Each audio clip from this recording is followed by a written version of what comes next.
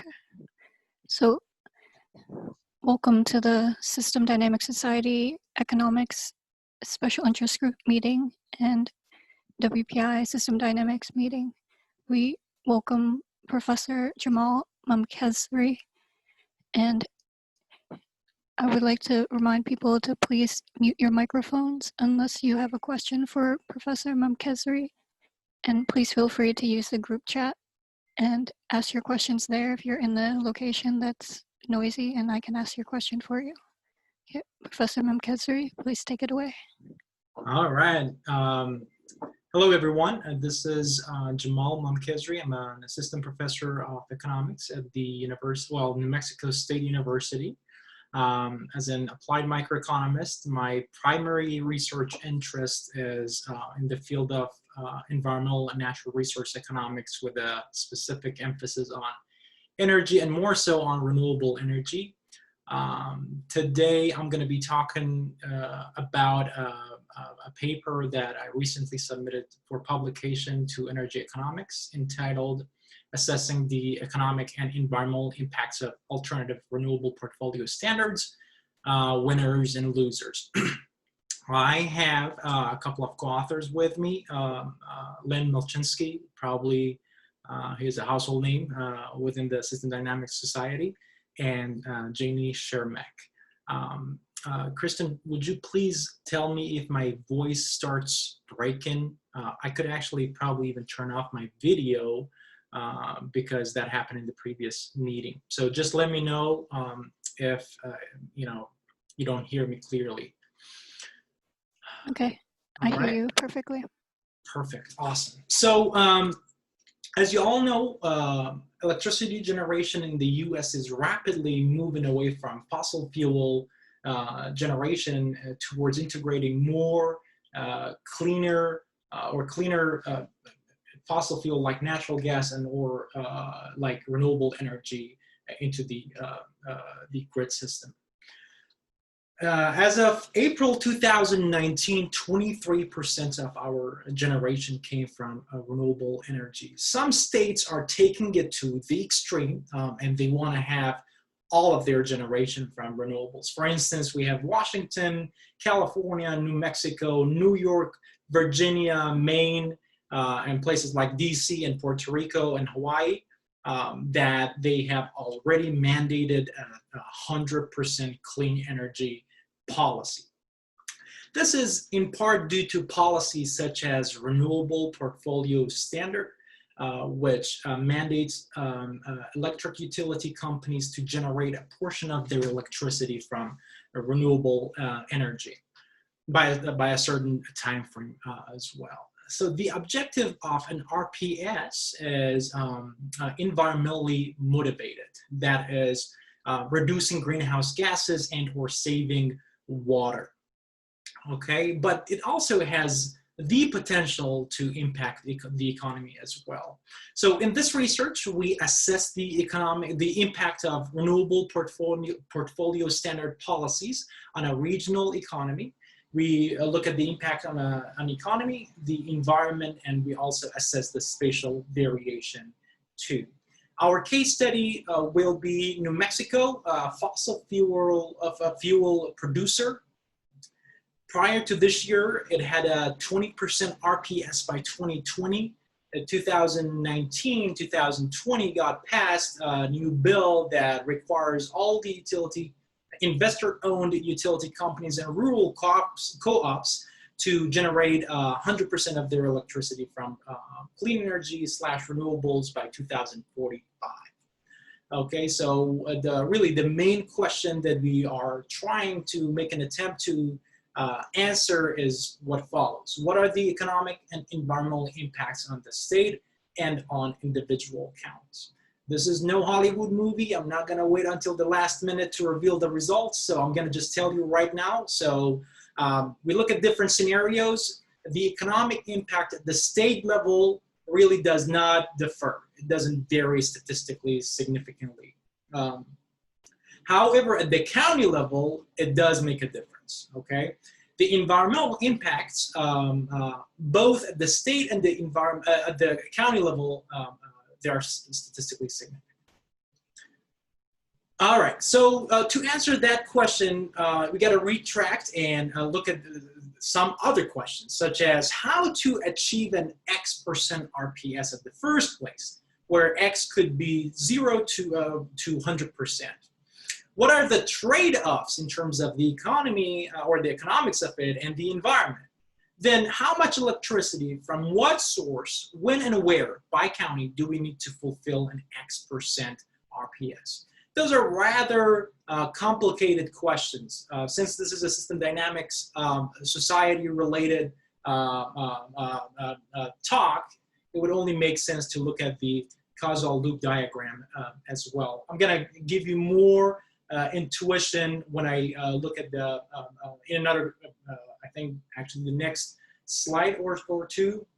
But at the left side, you have population, okay? Then this is electricity demand, which RPS has an impact on it. Renewable Portfolio Standard has an impact on it. This part is the fossil fuel sector, all the renewables, wind, solar, and natural gas and coal.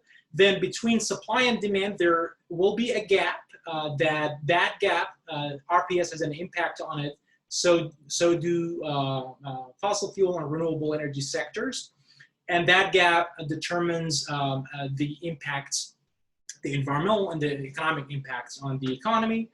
And they're all feedback loops incorporated. Again, I'm going to come back to this with more details. So as I mentioned, those questions are rather complicated questions. So to answer them, we compile, integrate results from econometrics, input, output, and GIS, and form a unique platform, system dynamics platform, to answer those questions.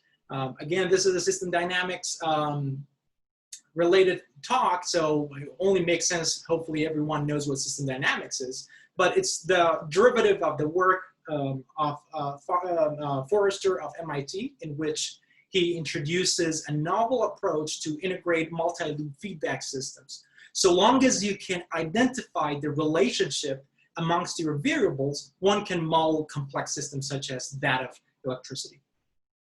Okay, so as far as the literature is concerned, we looked at the feasibility of providing global energy through renewable energy literature, and it's a rich literature. It already tells us that it is feasible. I'm not going to go into the nitty-gritty details here. Then the second literature that we have looked at is the economic impact studies of constructing and operating renewable energy projects. That also, some studies say there are statistically significant or significant impacts on the economy. Some say it's not significant. For instance, Barbo's 2016, they looked at wind generation, wind power plants in the entire United States, and they found significant results. Slattery 2011, they looked at 4 power plants in Texas, and they also found significant results. The third set of literature that is of interest here is environmental impact of renewable energy. And also there are a body of literature that shows renewable energy has a positive impact on the environment. And renewable energy, by that, really more so, I mean wind and solar energy. Okay, so the gap in all of this literature, or literatures, I should say, they are either too generic of a scope, or they are at state-specific or power plant specific, okay? Number 2, they do not include the underlying dynamics within the energy sector. Okay, with this system dynamics model that we have developed, we are trying to fulfill these gaps in this research. Okay, the study area, as I mentioned earlier, is New Mexico. It already has an RPS in place. The original RPS was 20% by 2020. It's one of those RPSs that that even breaks down the percentage by different fuels, or diversified RPS. So off of that 20%, 30% was supposed to, at least 30% was supposed to come from wind energy. At least 20% was supposed to come from utility scale solar. At least 3% should have come from rooftop solar or distributed generation, such as solar, and at least 5% from other sources of renewable energy, such as geothermal. All right, so this is where I was what I was talking about. The left-hand side again is the supply side. I broke it down even further by its fuels. So coal-fired power plants, combined cycle natural gas that they provide electricity during, or they are base load power plants. Then we have single cycle natural gas. They provide electricity during peak hours, peak period. Then wind energy, and as you just saw, they have broken down, the RPS was broken down into its different fuels, and solar and rooftop solar were two of them. So we also did that. We have utility scale solar and residential solar as well in the supply sector. Then the other side is demand, electricity demand, and it also is broken down by its sectors: residential, commercial, industrial, and state as the total state. All right. Then on the supply side, of course, population has an impact on all of the sectors. On the supply side, we control for the environmental impacts such as emissions and water. That emission is a flow. Then we create a pollution concentration stock. Those two together gives us the environmental impact. Okay, we look at greenhouse gases, water, and mortality, both human and avian mortality. Then that pollution has an impact on population. Population, as I mentioned, population has an impact on the electricity demand. Demand and supply are interconnected through a variable, an exogenous variable in this model, price.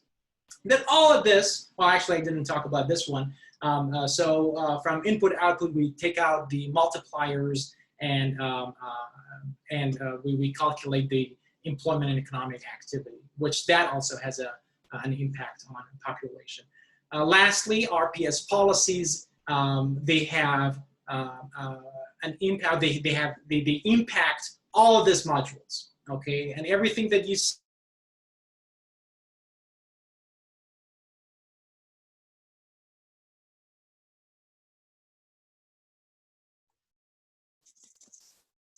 see is compiled in the system dynamics model.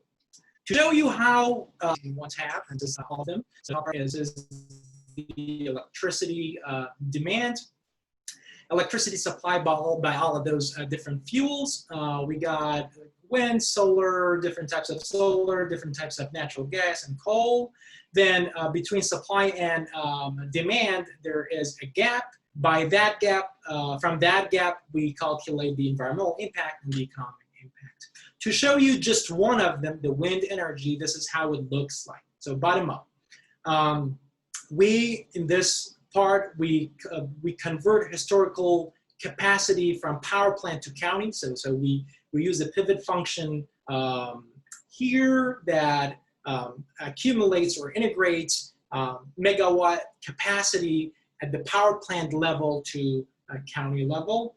Then if there is a need for new generation or new capacity, it needs to go through permitting, construction to delivery plants procedure. By the way, this is where the gap comes into play. If there is a need, this is the variable that, then from here, we go to capacity addition, and from there, we calculate the generation. All right, like every other model that you developed, our model also uses some assumptions. So for export and import, New Mexico is a net exporter of electricity. Historically, 35% of our generation has gone out as an export, and we bring in or import 17% of our total generation from a nuclear power plant in Arizona called Palo Verde. So those are in place. In order to come up with the best county, by best county here I mean when there is a need for capacity, what is the best county to add, say, wind power plant. So for wind and power, PV is photovoltaic or utility scale solar. For wind and photovoltaic solar, we looked at so the GIS comes into play here. Rural counties where they have access to transmission lines, and proximity to transmission lines are the main factors. For rooftop solar is exactly the opposite. In terms of rural, it needs to be urban, obviously, and transmission is not a factor there. Then for natural gas power plants, there are a couple more assumptions. So proximity to pipeline, proximity to transmission line, and also there needs to be existing infrastructure. For coal, historically, there is only one county that has been using coal for electricity, and that's San Juan County. And we are assuming if there's going to be any new coal-fired power plant, it's going to be in that county. We have made another assumption. We assume 100% of our jobs are local, though that is just a slider bar. You can change it in the model. Other assumptions are, so we assume a 3% social discount rate. We also have 4 pollutants such as carbon, SO2, NOx, and PM2.5. We also have mercury, but mercury is not, only coal creates some mercury, and it's not significant amount. So we bring the costs from the literature. For avian mortality and water usage, we also use the values from the literature. Okay, so in this paper, we look at only 3 scenarios, though the model is capable of running or assessing more than 1,200 scenarios. Okay, so 20% RPS is the status quo or reference case scenario, which uses the criteria given to the original RPS, 20% by 2020. We, for price, natural gas, and also electricity price, we use annual energy outlook forecasts from Energy Information Administration, EIA. Then for cost values, we use National Renewable Energy Laboratories high for renewable energy and mid-case scenario for fossil fuel.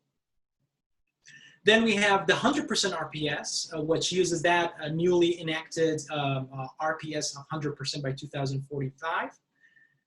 We also use the low oil and gas resources and technology from the forecast from EIA, and low renewable energy cost and high fossil fuel cost scenarios in this scenario.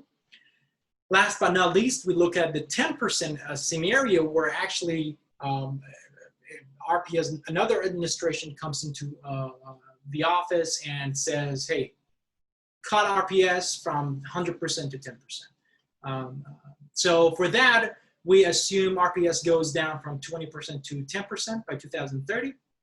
Annual energy outlook price scenarios for natural gas and price, for natural gas and electricity. We use high oil and gas resource and technology from EIA, and renewable energy cost and fossil fuel cost are high and low, respectively, from data comes from so many sources: Energy Information Administration, Environment Protection Agency, National Renewable Energy Laboratory, Lawrence Berkeley Lab, United States Geological Survey, Bureau of Economic Analysis, also Census Bureau. And if we don't have the data, we use the energy literature. All right. So now I'm gonna talk about the results.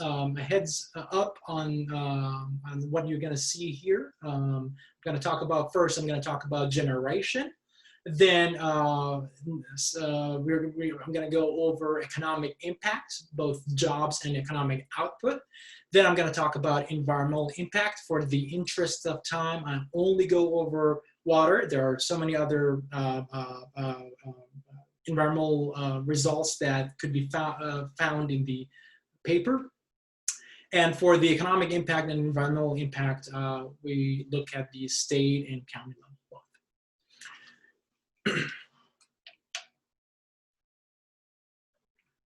So this is the generation up to 2016. That's historical. From 2016 forward, that's forecast.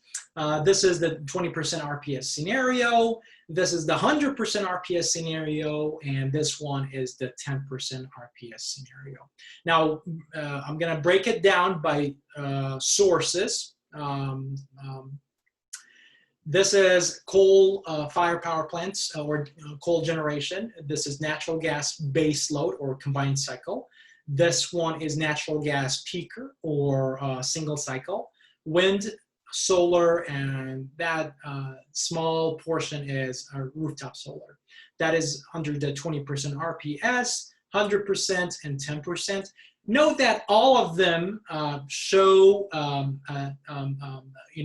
sudden drop in coal generation. That is because of what's in the books. By 2037, New Mexico will be out of coal. They're not going to generate no more from coal. And actually now this year, I believe they even pushed it back to 2032. So it would be interesting to see how the combination of the mix looks like after, that drops, from here comes to here, for instance. All right. Now the employment, which is, this graph shows cumulative jobs, both construction and operating and maintenance. So this is the 20%, the 100%, and the 10%. All three scenarios come up with a cumulative number of approximately 150 to 155,000 jobs over the course of 2017 to January 2017 to January 2050. We ran some non-parametric tests, such as Kolmogorov-Smirnov, to see whether those distributions are statistically significantly different from each other, and it appears that they are not. We also we ran some t-tests to see whether the means are different. The means are not different either. So that means, regardless of scenario, RPS scenario, there's going to be that many jobs. So in other words, that means there's not going to be an impact at the state level. State out of power sim, New Mexico has 33 counties. This shows the impact from reference case, which is the 20%, and the current here is the 100% RPS. So for instance, look at these two counties. This is under reference case, and this is under the 100% case. This is Bernalillo County, the most populous county in New Mexico. So based on this graph, this county is a loser in terms of number of jobs. Now this one is Catherine County. That under the 100%, this is the distribution, and for total employment, and under the 20%, the red one is the distribution. Now this county is a winner. Now I put all of that into a map so that you see all of this information in one place. This map shows job gain and loss per 10,000 labor force, and it compares 100% RPS versus reference case of 20%. The red counties are the counties that they're going to lose jobs, like Hidalgo, Grant, Luna, Doña Ana, Bernalillo, Valencia, McKinley, and San Juan. In other words, those are actually the counties that they are fossil fuel oriented or heavily fossil fuel. And the rest of the counties are going to have some gains. So we did do those non-parametric tests, and we found that yes, at the county level, there is statistically significant impacts. Now, for the cumulative economic output, it's approximately 20 to 24 billion from, again, 2017 to 2050. Looking at the distribution, the state level, similar to employment, at the state level, they're not significant, but at the county level, they become significant. Now, for environmental impact, as I mentioned, I'm only going to focus on water. This one shows the upper graph shows temporal water consumption, and the bottom one shows cumulative water consumption over that time horizon. Okay, that is under the 20% RPS. This one is the 100% RPS. So cumulatively, 20% RPS uses or consumes 290 billion gallons of water over that period, whereas the 100% RPS consumes only 257 billion gallons of water. And that's the 10% scenario. Now, if I want to put this into perspective, this scenario compared against the reference case scenario, it uses approximately 32 to 33 billion less water, billions of gallons of water, or 11% less, which that is equivalent of enough water for the entire population of Bernalillo, again, the most populous county in New Mexico, for more than 1 year. Okay, so looking at this distribution, the upper part, we did perform those tests, and we found that even at the state level, actually, they are statistically different. And this map shows the county level. The empty counties are the counties that even under the 20% RPS, they were not using any water, so that's why they are blank. These three colors, those counties with these three colors, those are the counties that they're going to be saving water. The red color counties, again, Otero, Chavez, Santa Fe, and Sandoval are going to be the counties that actually, even under the 100% RPS scenario, they're going to lose or they're going to use more water. Okay, so those were all. Some might say you're comparing apple to orange. Now I'm going to bring everything in dollar terms in this slide. So we look at the summary of cumulative results relative to the 20% RPS scenario. This is the 100% RPS scenario, millions of dollars. This side is cumulative, millions of dollars, and this is annual. Okay, so under the 100% RPS, for instance, output is going to be, economic output is going to be $120 million per year less than the RPS, the 20% RPS. The rest are all positive, which are the environmental impacts, water benefit, carbon dioxide, SO2, NOx, PM2.5, bird mortality, and also we include, from the PM2.5, we include human mortality as well. So total monetary value, when you include the external or the externality, negative externality, which are, from here on, or in economics terminology, when you take into account market failure, that makes 100% RPS scenario a winner. Okay. Yeah, so overall, the 100% RPS scenario is only a winner when you include market failure. If not, actually RPS, the status quo scenario, turns out to be more effective. All right, a quick summary of what we went over. We looked at the regional economy. We looked at the environmental and economic impact of the regional economy. We found small state level economic impact and very large environmental impact. At the county level, impacts vary. Some are net gainers while others are net losers. And the potential for greatest economic impact is in rural counties.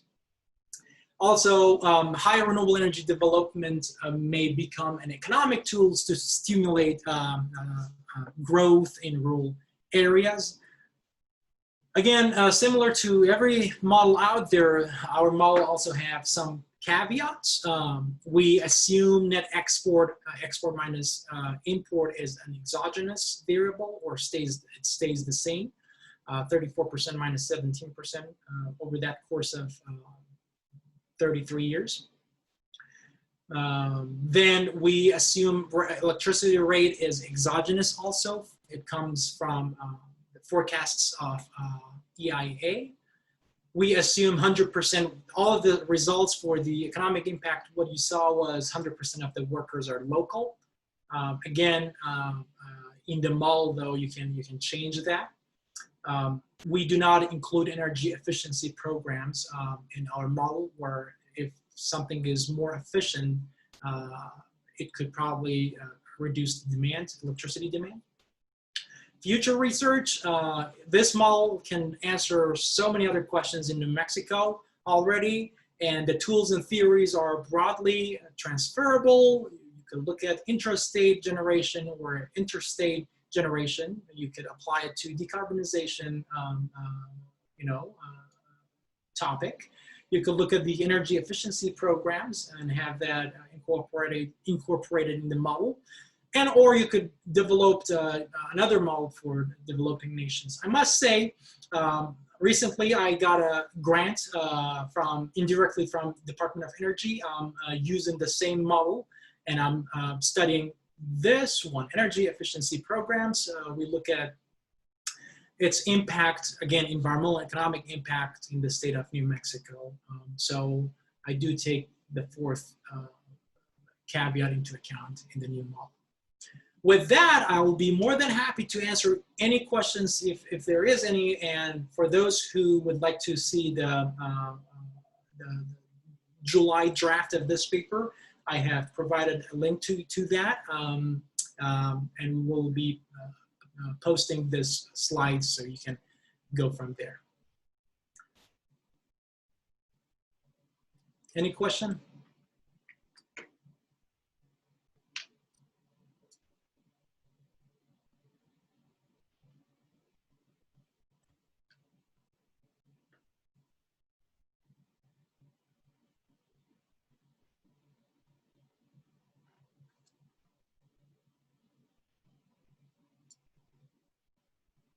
Seems like I have more time. I can go over. I have some extra slides if you want.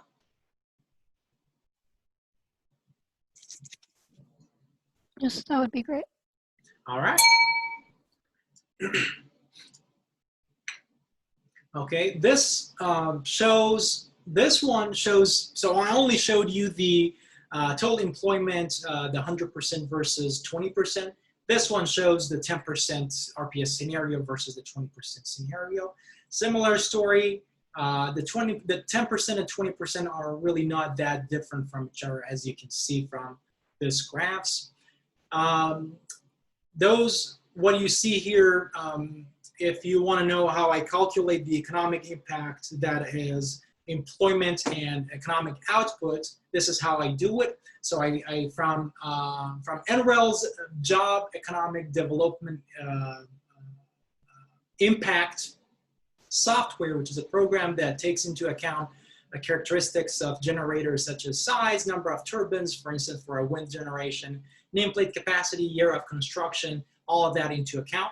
And that gives me a cost attribute for construction phase and maintenance, operating maintenance phases.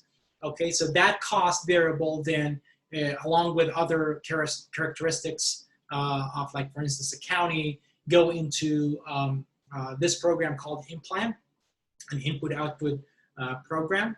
From that program, we take out the job multipliers.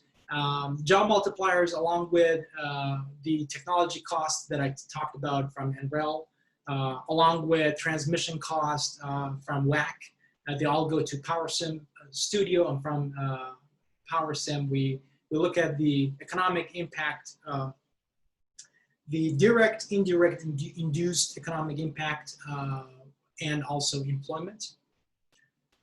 All right, for the environmental impact, so the objective here, that would be renewable portfolio standard set of policies. That would be the objective. That objective drives the gigawatt hour generation.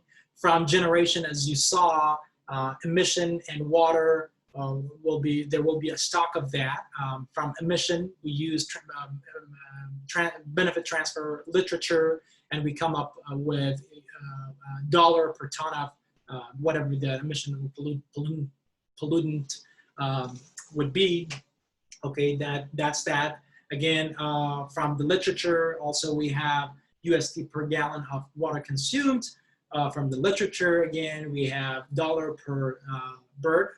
And also we look at the, again, emission. We look at the impact on the population as well. All of that, I call it the economic impact. I did not go over the multiple pollutants that we have. This shows the emissions by CO2, mercury, NOx, PM2.5, and SO2. The red one, so CO2, note that actually they have different scales. For instance, this is millions of tons of, say, CO2. As I mentioned, mercury only comes from coal, and that's why across all those scenarios, it stays at 3 tons over that period. Okay, NOx, PM, and SO2. At the state level, all of this, besides mercury, they are significantly different from each other. Obviously, CO2 is less than, 100% RPS is less than the 10% and the 20% RPS. Okay. This one is rather busy, but this is the table that shows mortality and morbidity by different scenarios. This shows relative to the 20% results.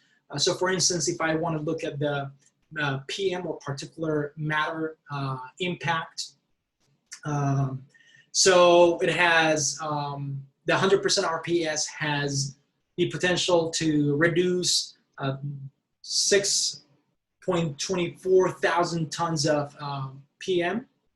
Then it would have a gain or social benefit of approximately $123 million, and saving 50 lives. Okay, and the below ones are the morbidities. So lower respiratory symptoms, 464 less cases, upper respiratory symptoms, 679 cases, and so on and so forth. Okay, social benefits. Obviously, the 100% has higher social benefit, and the 10% has lower social benefit compared to the 20% RPS. This graph shows the avian mortality. And you see people talking about wind energy kills birds, you know, but actually in reality, fossil fuel sector kills orders of magnitudes more birds than wind and solar do. Okay, so the 100% scenario has approximately, I want to say 3, 4, I forget the exact amount, but significantly lower number of bird fatality than the 20% and also the 10%. Okay, another paper that I published it in the Energy Journal, I looked at the New Mexicans' willingness to pay for higher renewable energy. I looked at their willingness to pay for RPS, that RPS, 100% RPS by 2045. And based on that results, if you bring that result and incorporate it here, this is how the New Mexican willingness to pay for that plan looks like. It starts from $58 million and goes all the way to 1,100 millions in 2050. With that, I really am done. Now I'm happy again to answer any questions if there is any. Okay, we have a few questions in the group chat, but if all right, let me bring it up. Let's see. Let me close this. All right. Oh, all right. Question.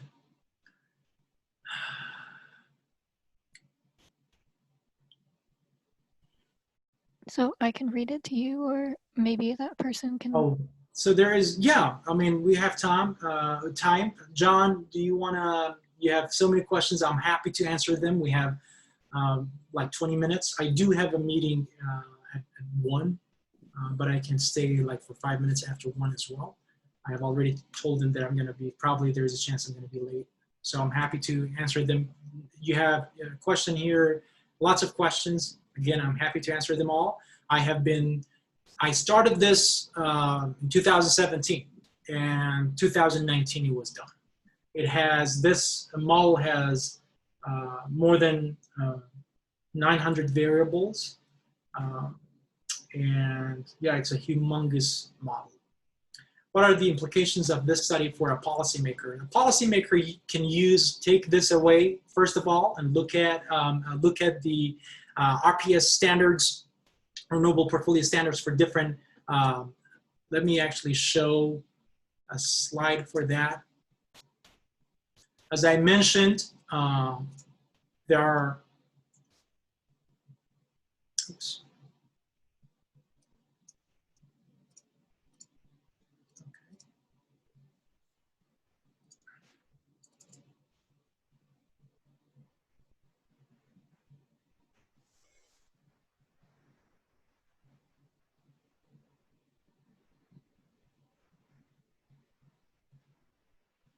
Here, New Mexico is only one of those states that has an RPS of 100% or 100% clean energy by 2045. There are other states that this model could be developed for them, and a policymaker could look at the impacts, both economic and the environmental impacts. There are other states that have, executive orders and or pledges that they could be, this model could be used for them as well. Thank you.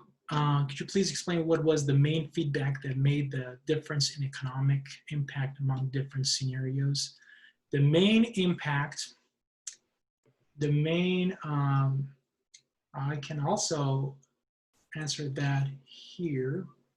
I wish I had another slide that I usually have that I go over how the model actually works.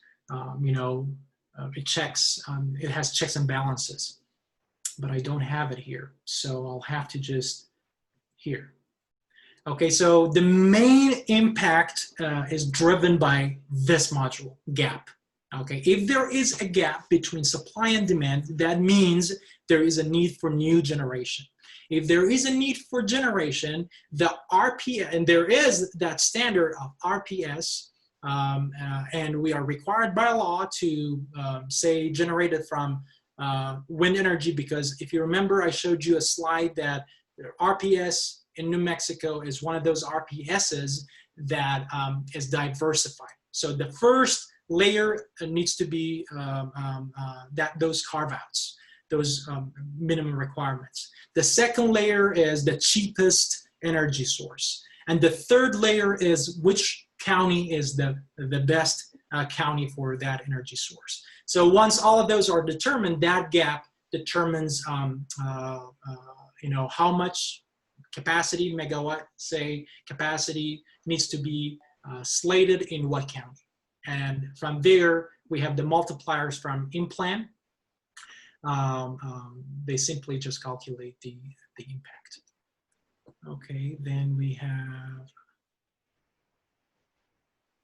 thank you, great job. Could you explain what was the main feedback impact among? This is not my domain. Some of the foundation is unfamiliar, but I'm familiar with the public policy making, especially the state level, and my instinct is that your work is important and transferable to other states. Well, thank you. Any other question? I think I answered them all.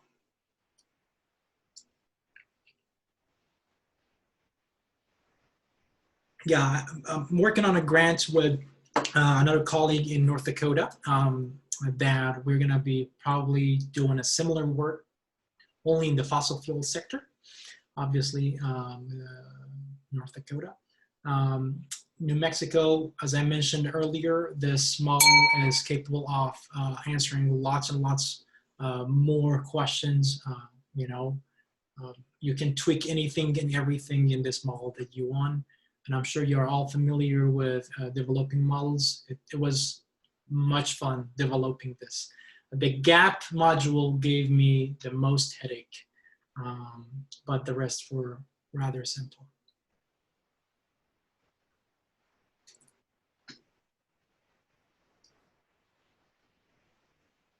All right, well, I'm gonna be here for 10 more minutes. If there is anything else, I'm more than happy to answer them. And also, John, you mentioned that you wanna read the paper. When Christine uploads the slides, just to the very last slide, if you go to the very last slide, I think, and click on this, hyperlink, it will take you to my website where I have it in my, yeah, I have it there. Thank you. Is this project published in a journal or online? The project, how do you test this subsets of the model to validate the results? Okay, good questions. The project is not published online, no, but I just submitted the paper to Energy Economics, and that's that. Two, how do you test this subsets of the model to validate the results? What do you mean by subsets here? Subsets, you mean the modules. Okay, how do you test this subtest? This modules you showed on the, yeah, I see. So if I go back, I'll tell you, let's see. I believe you're talking about probably this one. So at the county level, let's see, going backward, we have a module here. Demand, we have it at the state level. Okay, at the state level, we have it at the state level. I use Stata as an economist, or R, whatever the statistic module that you use. So I estimate a demand function for all those sectors. Okay, though that demand function is at the state level. Okay, the only thing at the county level that changes is population. So for instance, for residential demand, I calculate a kilowatt hour per capita, kilowatt hour consumption per capita. Then I have county level population, multiply that by population. That's how I come up with, for instance, demand.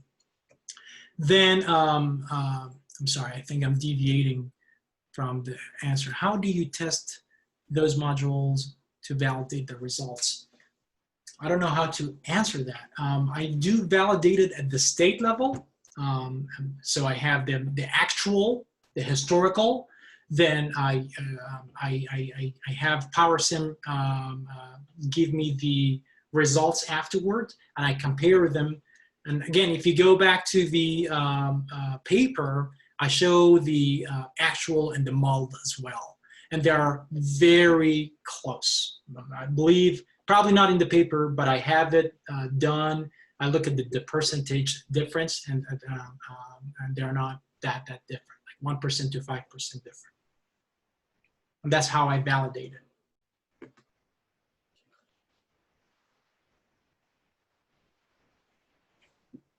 This module as you showed them. Yeah, again, let me just real quick share a link to the paper right now in the group chat.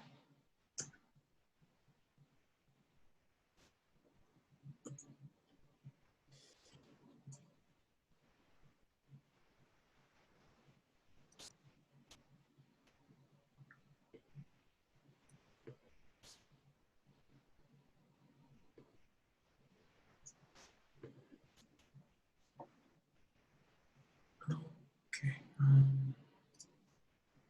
where is my slider?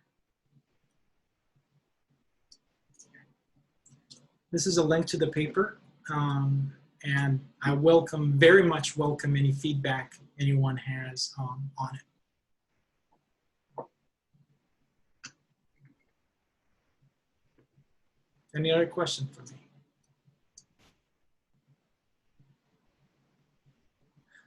Is there an impact from COVID on the model? Any way to test for outlier events like that? I wish, well, it's rather easy to include it now, and I am thinking about it to include it in the new model that I'm working on. Unfortunately, however, there is no data. There is not, you know, I showed you all those data sets. They are not as up to date.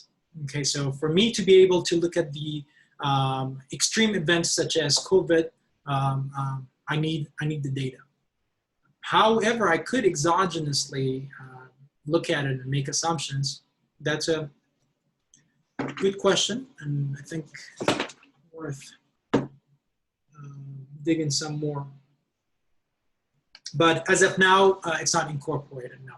How the model treats with electricity capacity shortages in short run and long run. If you go back to the paper, that is another caveat that I talk about it. The model is, I must have actually mentioned it, but I totally spaced.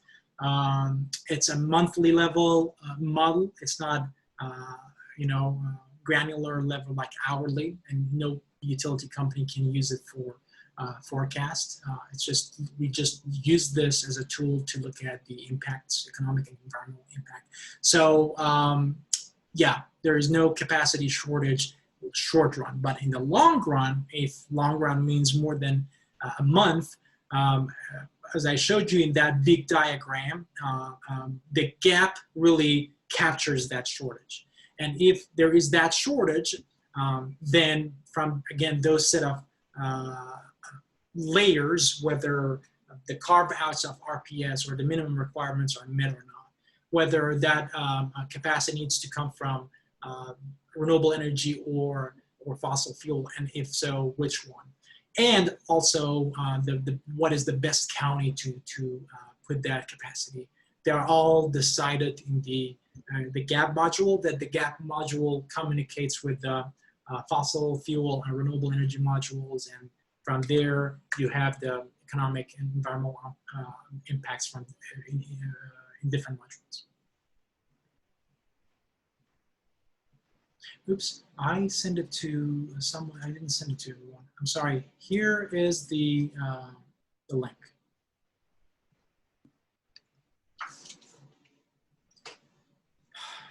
Perfect. All right. Well, it was a pleasure meeting you all, and if you have any question, you have my email on the slides. Please feel free. I'll also have it here to reach out. Be happy to answer any questions. If not, you all have a great day. Again, it was a pleasure presenting here. Thank you for presenting. Absolutely, my pleasure. Have a good one. You too.